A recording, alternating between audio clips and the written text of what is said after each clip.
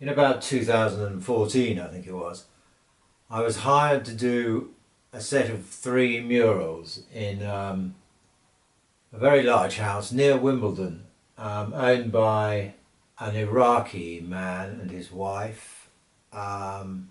Charming couple, no problems with them at all. But I was hired by a bloke he was also an Iraqi, claimed to have been a fighter pilot in the wars with Iran at some point. He might have been telling the truth, probably was. And I got on with him fine to start with. He was, very, very likable in his way. But when he hired me, or rather I struggled a bit to pin him down to a contract in terms of what I'd be paid. He just assured me I'd get paid on a regular basis. He put sums of money into my account, and so we went ahead and he put some money up front into my account, as far as I remember.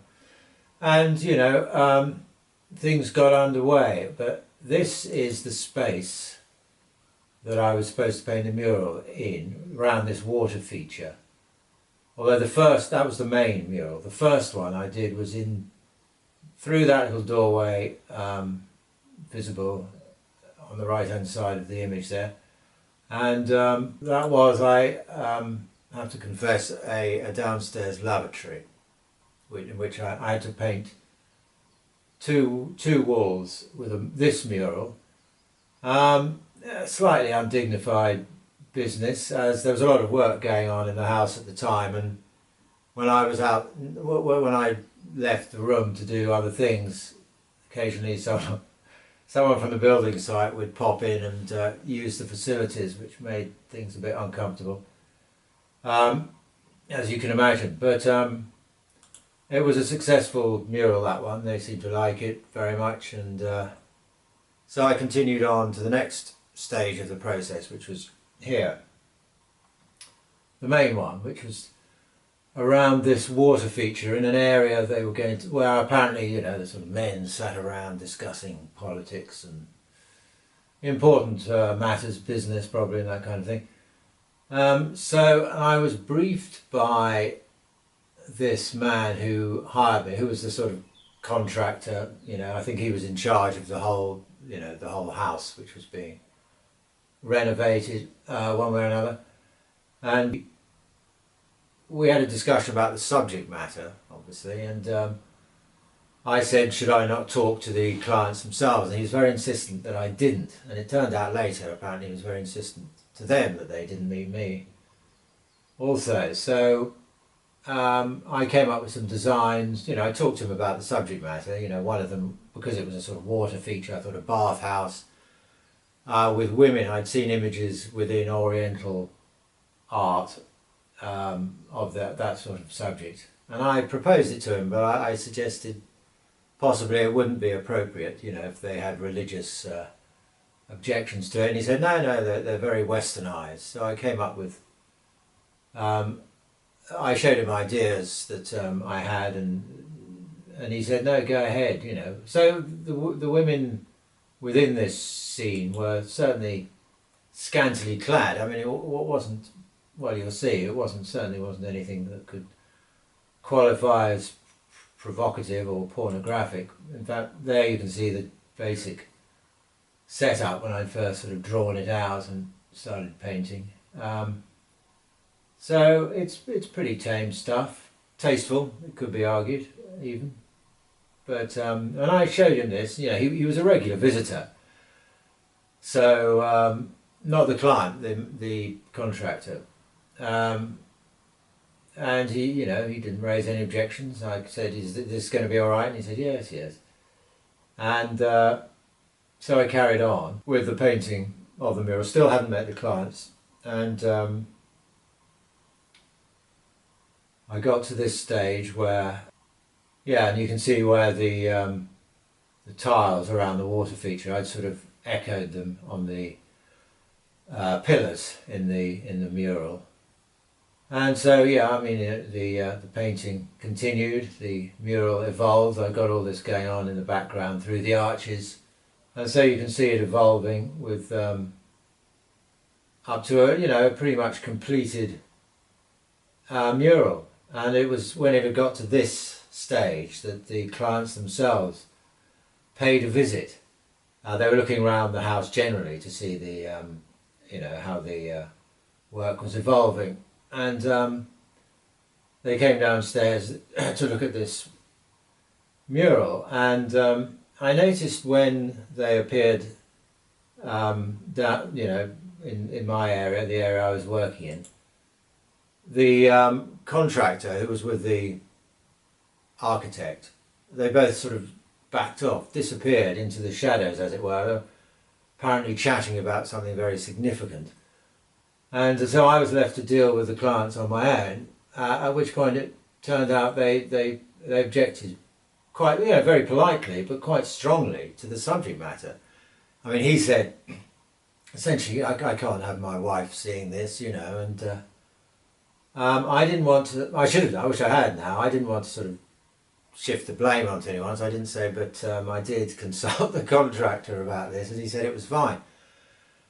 So I just took on board what he was saying, and I said, well, I'll make some adjustments then, and they disappeared.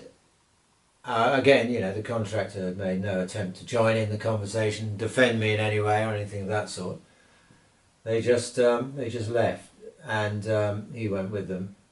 And I spoke to him later, and I said, look, he owed me some money by this stage, and I said, look, if you want anything more done to this, you're going to have to stump up, some more cash, what you owe me so far, and obviously pay me for what I'm going to have to do to make the adjustments. And so he resisted this for a long time. The mural remained in that state for a while. When it became apparent that he was delaying, he was making all sorts of excuses. Saying my invoice was on a pile. When they got to it, he'd pay me, and so eventually it became apparent that he was, holding it back. So I thought I'm not going to do any more until I'm paid. So I left the mural as it was and left the site and got back to my life and doing other things. And I kept pestering him for the money, and he kept making excuses. I tried all sorts of things. I tried contacting the architect, who wasn't helpful at all because he knew whose side he had to be on. This went on for a long time, and it got really irritable. And I thought, well, hold on, there's he mentioned to me once that his wife actually did the accounts. So I thought it'd be interesting. Somehow I got hold of his home number. Can't remember how, but he might have given it to me once, I don't know. But I thought it might be worth a try. I'll phone there at a time when I assumed he'd be out, and maybe I'll get to speak to her, which I did do. And she was a very charming sounding woman, and I explained the situation, and she said, oh yes, here it is. We're obviously being overlooked. I'll put the funds through for you immediately. So she did, and later that day, I got a very irate phone call from her husband. He was literally screaming down the phone at me. It was quite extraordinary. Total loss of composure, and I was very, very happy with the situation. So I did get paid, and I never saw him again. But the owner of the house himself, he was actually, apparently he'd been an associate of Saddam Hussein back in the day, but he was a very genial sort of fellow, no fool by any means, but I enjoyed his company when he hired me, because he did. He said, look, something has to be done about this, could you come back? And I said what had happened last time, and I said I'm not doing it again. And he said, oh look, I'll pay you, we agreed on an amount, and he said I'll pay you half up front and the rest in cash when you finish the job. So I said, oh alright, because I went along to meet him. I said, alright, yeah, might as well. And so I went along, and his wife had been so offended by the images of the scantily clad women, she got someone to paint over them, as you can see here. So I had to work out how to adjust, put in new elements, new figures, whatever was required, without having to restart the mural and work with the blobs of cream emulsion or whatever she had put on over them, and those sort of shapes. I thought the best way to go about it was to actually blank out areas within the tiles on the floor, because they had the most sort of natural divisions, because I wanted it to look fairly, well, entirely seamless, which this I thought would allow me to do.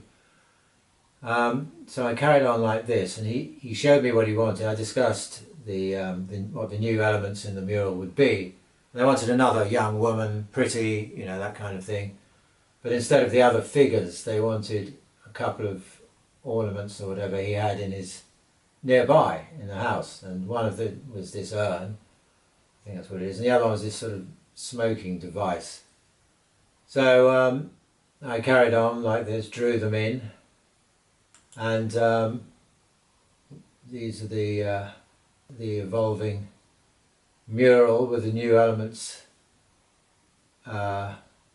being painted in, and the old no longer visible, thankfully. I can't remember where I got her from, but I assume she was from some Oriental painting. Maybe I would have made adjustments to her of one sort or another, definitely. But and there you can see is that an urn taking shape, and the smoking device, I think that's what it is. Also on near completion there. So there she is, she's quite pretty, I think, and I don't know what that is in her hand, a fan I suppose. And then added some birds flying around her, which I thought was rather nice. And so did he, as it turned out. So that's pretty much the completed mural. Although that rug down in the bottom left hand corner was rather, I mean, he got that out of me in a rather crafty fashion.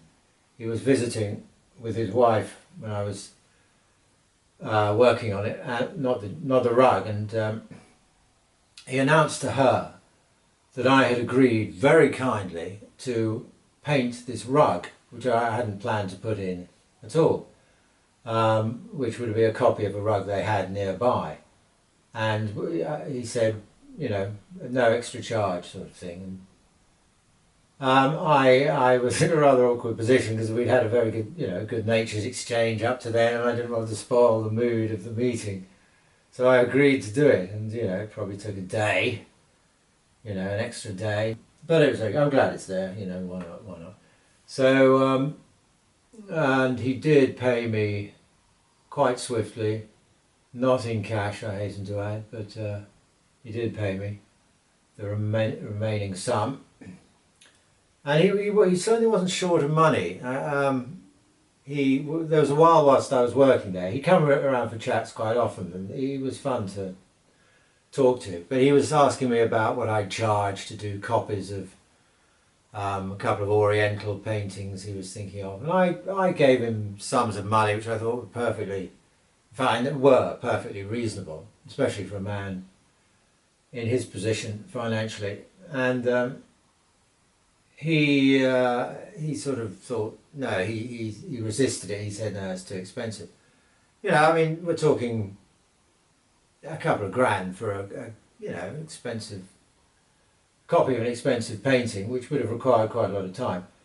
And then he showed me his dining room table, and, you know, boasted about its origins and all this kind of thing, and told me it had cost him £120,000. So he had that to spend on a bit of furniture, but he didn't have a couple of grand spare for a painting.